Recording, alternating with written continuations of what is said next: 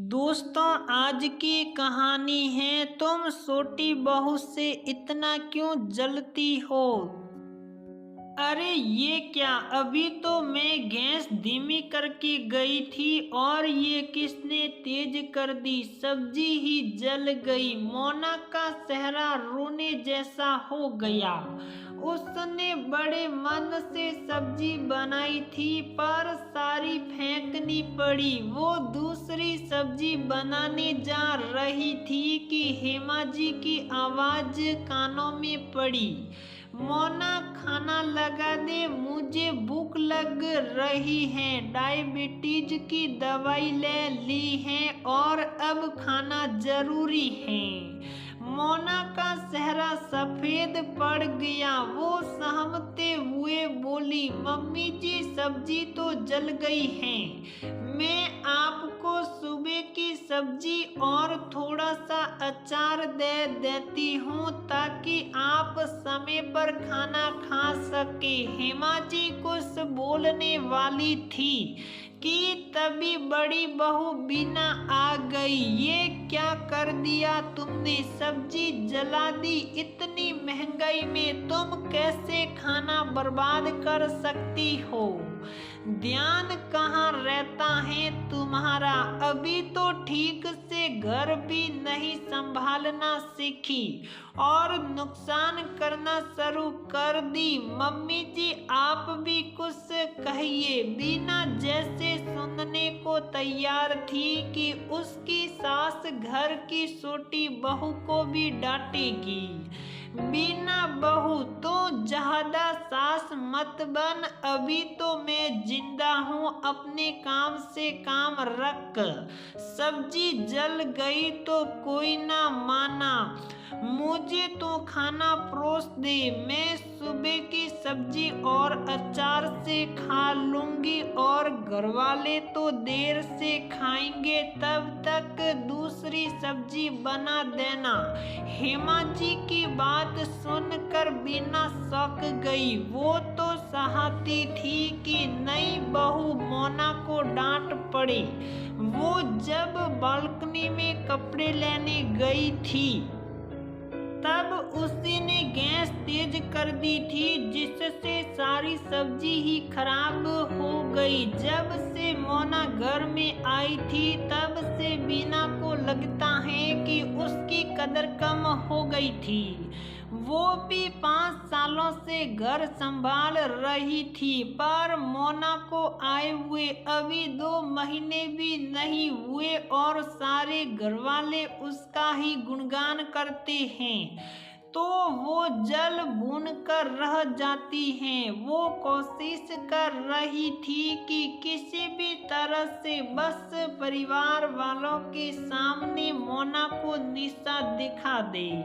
बीना सामान्य पढ़ी लिखी थी और मोना ने उच्च शिक्षा हासिल की थी। मोना बीना से ज्यादा समझदार और आज्ञाकारी थी।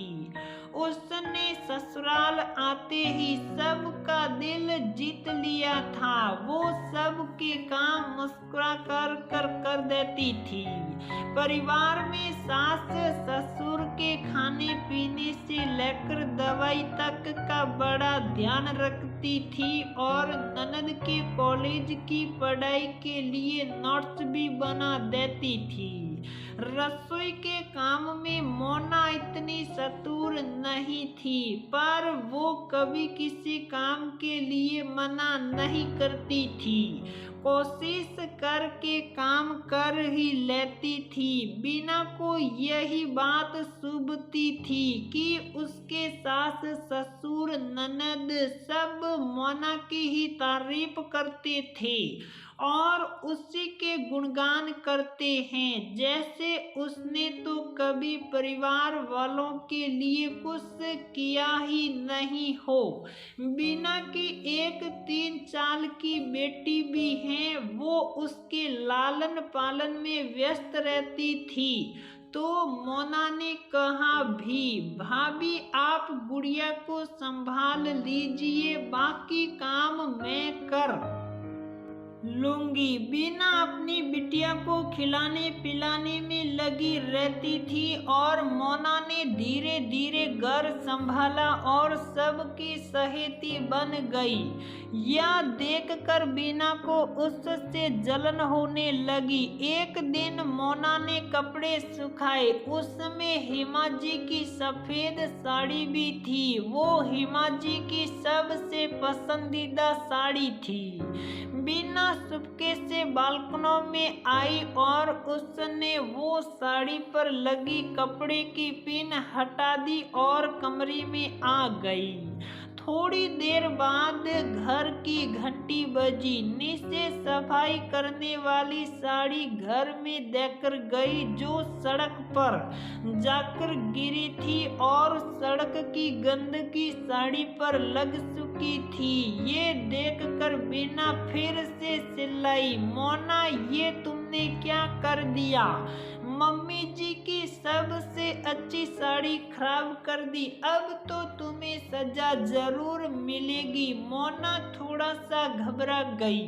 तभी हिमाजी आई और उन्होंने साड़ी देखी। मोना को उसके कमरे में भेज दिया और बीना को अपने कमरे में बुलाकर दरवाजा बंद कर लिया। बीना हैरान थी। सजा तो मोना को मिलनी थी। सासू माँ ने मुझे क्यों बुलाया? बीना बहू, तू घर की बड़ी बहू है और तुझे ये सब काम शोभा नहीं देते हैं। परिवार में इज्जत बनाए रखने के लिए खुद ऊपर उठा जाता है, ना कि दूसरे को नीचा गिराया जाता है। मुझे पता है तू मोना से जलती है, उसके गुण तेरी आंखों में चुभते हैं। मोना और तुझ में एक बड़ा फर्क यही है कि तूने 5 साल घर को सिड़ करके बोझ समझकर लूंगी। बीना अपनी बिटिया को खिलाने पिलाने में लगी रहती थी और मोना ने धीरे धीरे घर संभाला और सबकी सहेती बन गई। यह देखकर बीना को उससे जलन होने लगी। एक दिन मोना ने कपड़े सुखाए, उसमें हिमाजी की सफेद साड़ी भी थी। वो हिमाजी की सबसे पसंदीदा साड़ी थी। बीना चुपके से बालकनी में आई और उसने वो साड़ी पर लगी कपड़े की पिन हटा दी और कमरे में आ गई।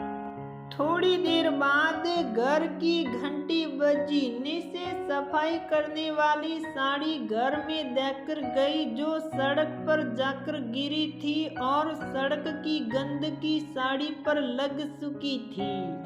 ये देखकर बीना फिर से चिल्लाई, मोना ने तुमने क्या कर दिया? मम्मी जी की सबसे अच्छी साड़ी खराब कर दी। अब तो तुम्हें सजा जरूर मिलेगी। मोना थोड़ा सा घबरा गई। तभी हिमाजी आई और उन्होंने साड़ी देखी। मोना को उसके कमरे में भेज दिया और बीना को अपने कमरे में बुलाकर दरवाजा बंद कर लिया। बीना हैरान थी। सजा तो मोना को मिलनी थी। सासू माँ ने मुझे क्यों बुलाया? बीना बहू, तू घर की बड़ी बहू है और तुझे ये सब काम शोभा नहीं देते हैं। परिवार में इज्जत बनाए रखने के लिए खुद ऊपर उठा जाता है, ना कि दूसरे को नीचा गिराया जाता है। मुझे पता है तू मोना से जलती है, उसके गुण तेरी आंखों में चुभते हैं। मोना और तुझमें एक बड़ा फर्क यही है कि तूने 5 साल घर को सिड़ करके बोझ समझकर झल्लाकर संभाला, कभी किसी की मन से सेवा नहीं की। वही मोना शायद काम करना कम जानती हैं, पर वो खुशी से करती हैं और सच्चे मन से करती हैं। उस दिन जब तू गैस की आंच तेज कर रही थी तो मैंने तुझे देख लिया था। जलन की भावना तुझ पर इस कदर हावी हो गई थी कि तूने अन्न का अपमान कर दिया, जानबूझकर सब खराब कर दिया। मुझे लगा तू सुधर जाएगी, पर उस दिन अपने कमरे की खिड़की से मैंने तुझे जानबूझकर साड़ी से पिन हटाते हुए और साड़ी नीचे गिराते हुए देखा और तूने सारा इल्जाम मोना पर लगा दिया।